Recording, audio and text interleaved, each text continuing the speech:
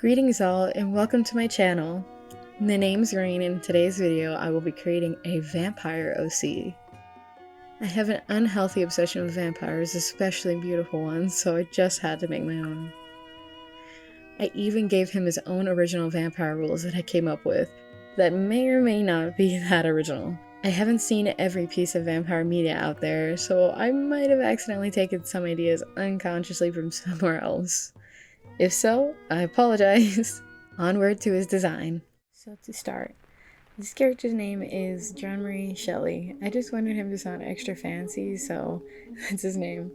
I honestly gave him the last name Shelley because of Mary Shelley, and as you can see by my VTuber, I really love Frankenstein, the book, and I just wanted to pay homage to her and his name because I feel like it's a pretty fancy last name to have, and it's pretty iconic, so I just gave it to him.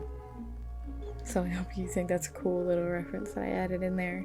Of course, he's wholly unrelated to Frankenstein's monster and all that, you know.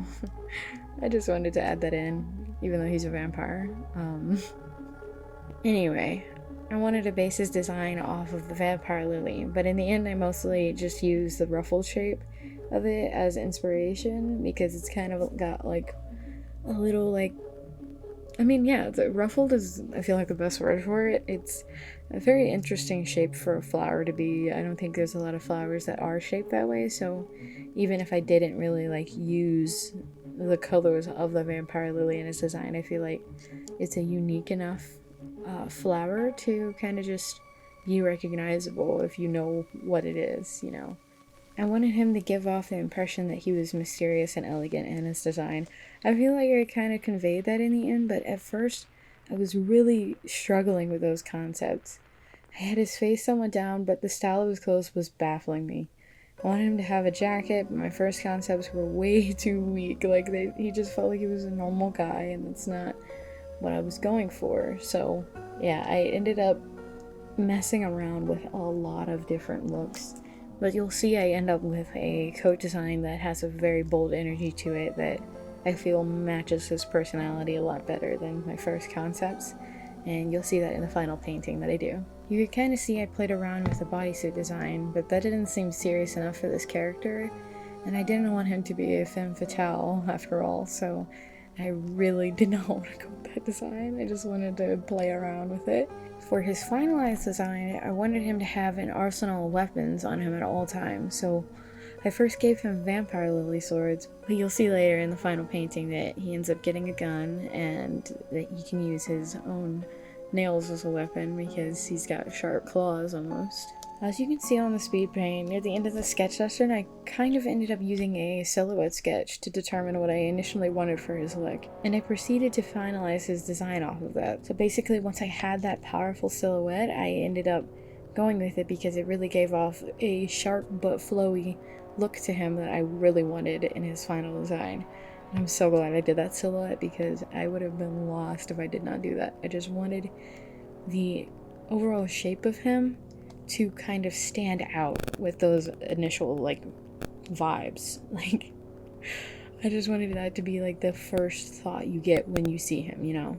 And for his face, I genuinely wanted him to look dead inside because he had mostly lost faith in the world due to his profession and due to who had brought him up into his profession, which is a little secret that I'll probably never share since I tend to work on story concepts for an eternity and then give up on them. So let's hope I don't give up on this one, because I even designed another character which you'll see in another video. He is a werebear.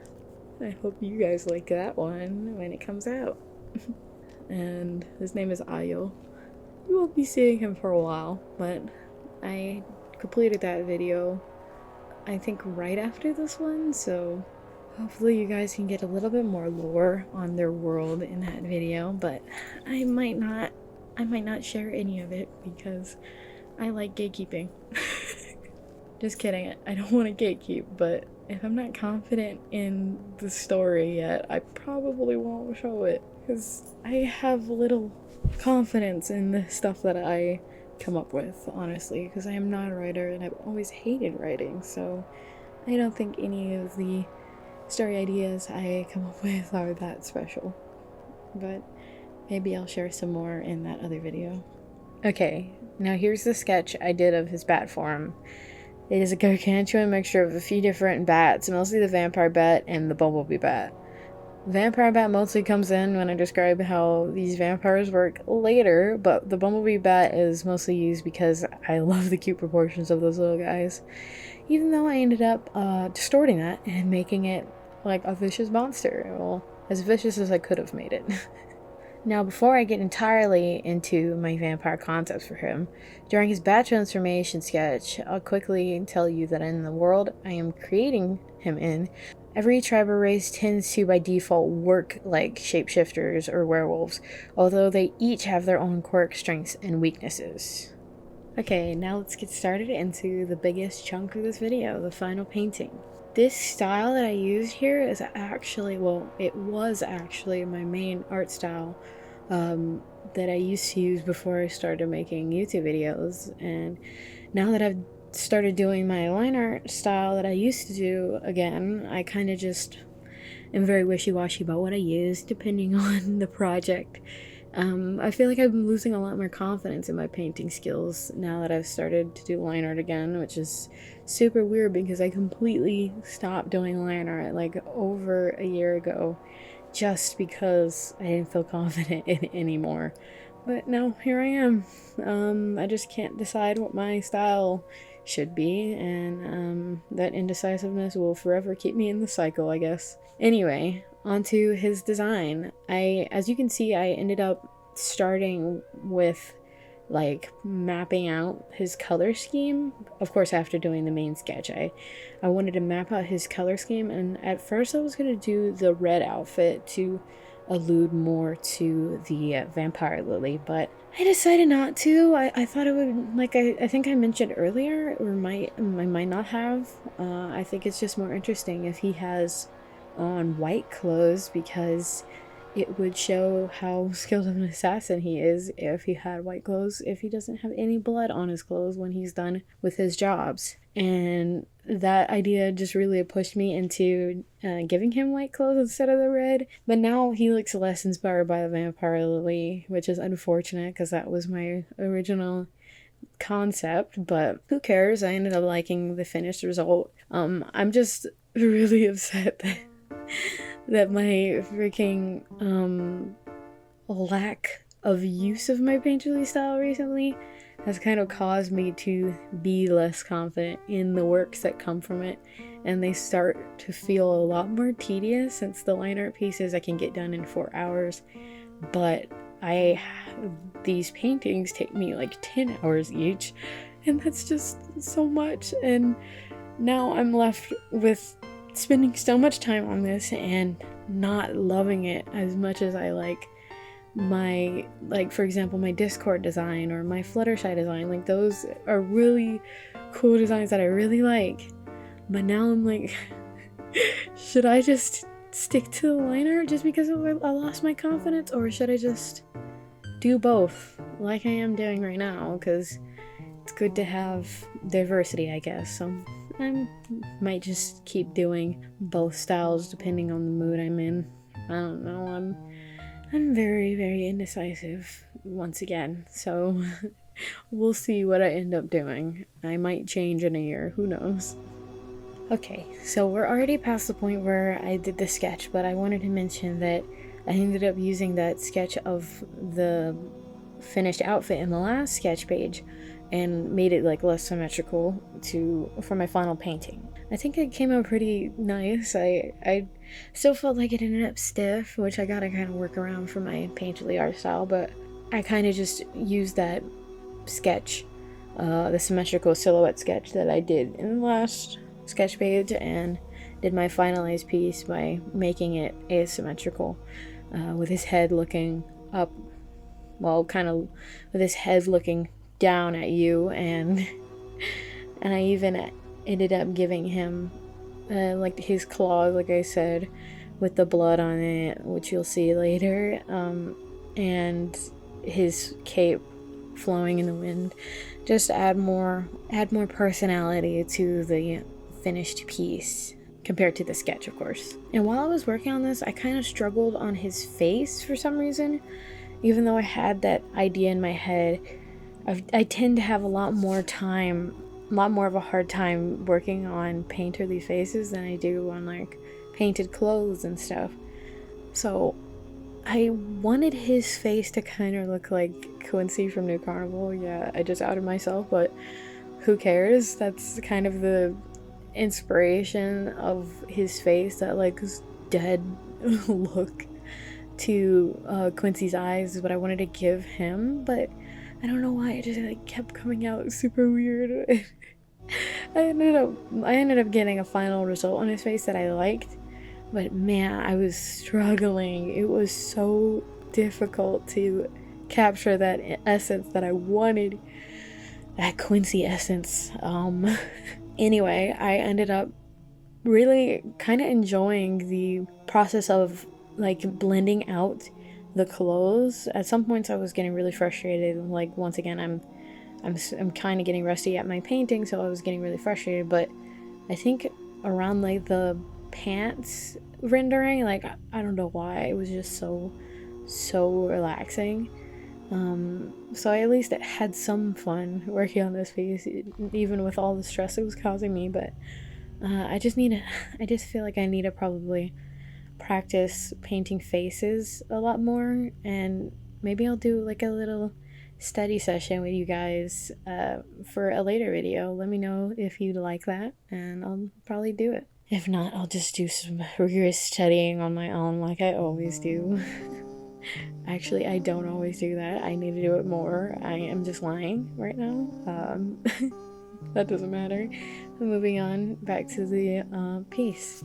So I actually had to pull up a reference of a gun holster for Jeanmarie, and I literally had to go to a gun website to find the right holster, because everything else was like kind of like cartoony police holsters or something, like more simple, you know. I wanted kind of like an old-fashioned look, and I was so uncomfortable on the website. I left as soon as I could, but I grabbed the image and dipped out so quick. Yeah, so I was just struggling a lot on the gun holsters, so I needed that perfect reference, and it was unfortunately on that website. I forgot to mention how the vampires in this story work. So basically, I completely modeled them after how a vampire bat functions in real life.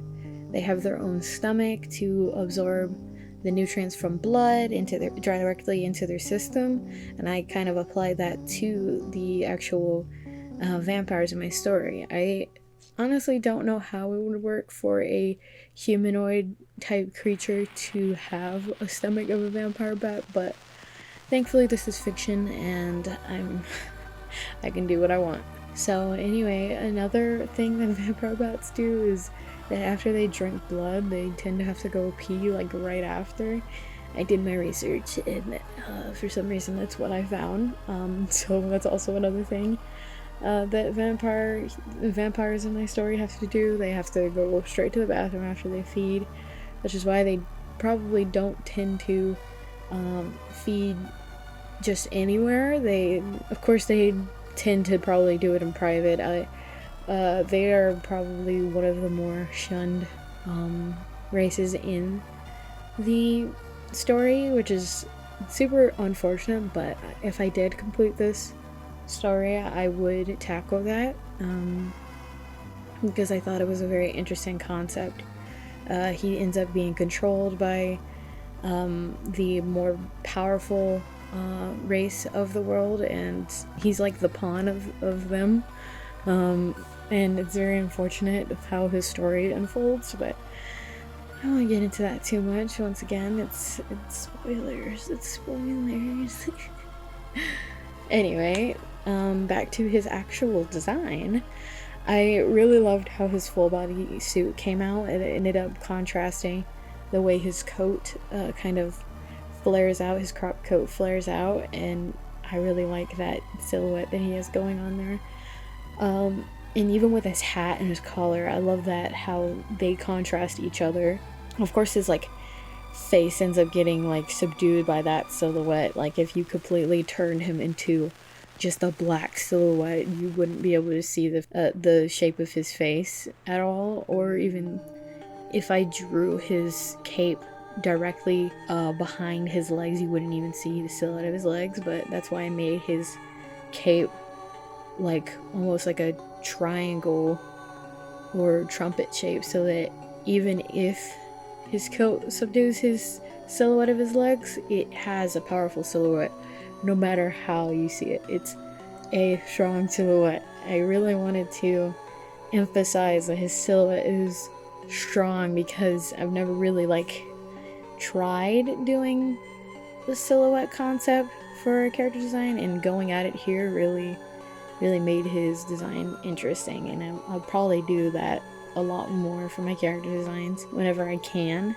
I think it's a very interesting way to kind of get a recognizable silhouette out of a character, is just to kind of start with that, you know. I ended up struggling so much on his arms and hands. I feel like they ended up coming out so stiff, but I just gotta practice anatomy, and I ended up changing his hands, and I ended up changing where his arms were placed, and it was such a struggle for me. That was like the most stressful part of this piece. Next to the face was just how the arm was positioned. I put it in the wrong like direction almost, and even his hand I had to change. As you can see with the claw, I ended up giving him a bloody look on his hands instead of the lighter I was originally going to do. He still has that lighter. That's a part of his, like I was saying, arsenal, which is, it's still a stretch to call it that, but he has a lighter, a gun, of course 2 swords, and I believe that he has other weapons, but right now those are his main ones. Because he is an assassin, he needs tools. Oh, and at the last second, I even added his choker because I forgot it after rendering everything, and I was like, oopsie, and I just went back and added that. So I hope you don't mind that there's just like a random me finishing the background and then going back and adding his choker. That's my bad. I forget details a lot. I forget them a lot. Well, anyway, let's get right into the reveal now that I'm done dilly-dallying.